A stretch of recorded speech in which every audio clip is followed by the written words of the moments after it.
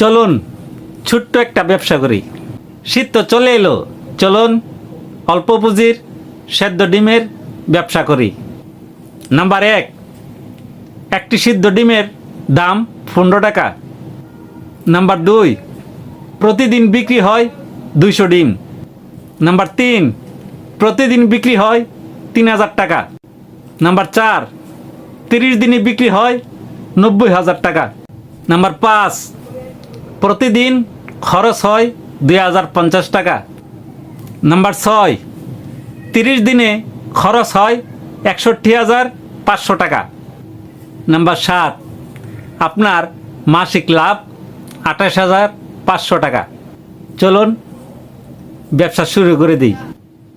এই ছবিটিকে যদি মন থেকে ভালোবাসেন, চ্যানেলটিকে সাবস্ক্রাইব করে ভিডিওতে একটি লাইক দিন।